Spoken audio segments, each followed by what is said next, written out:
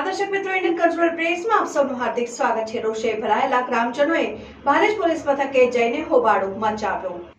ભાલેજ ગામની સીમા રેલવે ફાટક ઉપર નવીન બ્રિજની કામગીરી ચાલુ હોવાથી વાહનો માટે ડાયવર્ઝન આપવામાં આવ્યું, પરંતુ મોટાભાગના વાહનો આ ડાયવર્ઝન વાળા રસ્તે જવાને બદલે શોર્ટકટ અપનાવી ગામના સાંકડા માર્ગ ઉપરથી પસાર થઈ રહ્યા છે, જેથી ગામમાં અકસ્માત, ટ્રાફિક જામ અને ઘર્ષણના બનાવો વધી રહ્યા છે। ત્યારે રોષે ભરાયેલા ગ્રામજનોએ ભાલેજ પોલીસ મથકે જઈને હોબાળો મચાવ્યો હતો અને બહારના વાહનોને ગામમાં પ્રવેશતા રોકી કલેક્ટરના જાહેરનામાનું પાલન કરાવવામાં આવે તેવી માંગ ઉચ્ચારી છે। પંચાયતને જે જાણ કરવાનું છે હું આજે જ કરી દઈશ સ્પીડ બ્રેકર માટે લેખિતમાં, બરાબર। અને જે પોલીસ કક્ષાએ જે કાર્યવાહી કરવાની છે જાહેરનામાની અમલવારીની, એ અમલવારી જ્યારથી જાહેરનામું આવ્યું ત્યારથી અમારી અમલવારી ચાલુ છે। પોલીસના પોઈન્ટ લગાવેલા છે અને ડાયવર્ઝનની અમલ થાય જ છે। મોટા વાહનો સારસા જતા એ બધા ડાયવર્ટ કરેલા જ છે, પરંતુ ગામની નાની મોટી સમસ્યા હશે એ પણ જોઈ લઈશું। સાહેબ, સુખદ અંત આવશે ગ્રામજનોનો? હા, આવશે। કેટલા દિવસમાં આવશે? અમે અમારી અમલવારી ચાલુ જ છે, અમારા તરફથી જે કંઈ કાર્યવાહી કરવાની એ ચાલુ જ છે। પોલીસના પોઈન્ટ મૂકેલા જ છે, અમલવારી ચાલુ જ છે। સાહેબ, બીજી રજૂઆત એ છે કે તમે એક મિનિટ તમે સાહેબ આરએનબીને પણ એમને દોરો તો એ લોકોને પણ ગાઈડલાઈન એની મનમાની કરે છે। 2 મિનિટ ઉપર સાહેબ, આરએનબી એની મનમાની કરે, ત્યાં 50-100 મકાનો ચોકડી પર છે, એ લોકોને બહાર નીકળવાનો રસ્તો નથી। ગામને તો સમજે, ગામમાં જે ચોકડી પર જે લોકો સોસાયટીમાં રહે છે, અમે ઘણી વાર લેખિત રજૂઆત આપી છે, મૌખિક કરી છે, એની મરજીથી જ કામ કરે છે।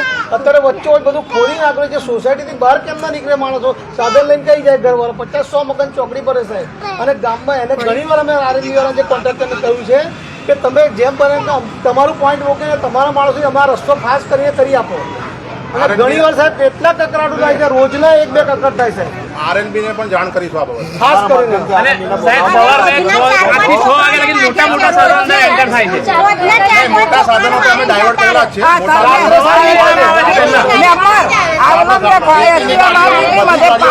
ગામમાં જે વસ્તુની માટે બહારની પબ્લિક આવતી હોય એને અમે રોકી શકતા નથી।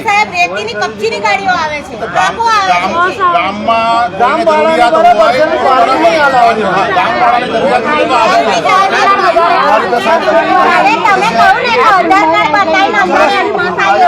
આધાર કાર્ડ વાળું શક્ય નહીં, કારણ કે આ એક મોલ નહીં કે આપણે આધાર કાર્ડ ચેક કરીને જવા દઈએ। આ જાહેર રસ્તો છે ને અમારે પબ્લિકને બી જોવું પડે, બરાબર છે।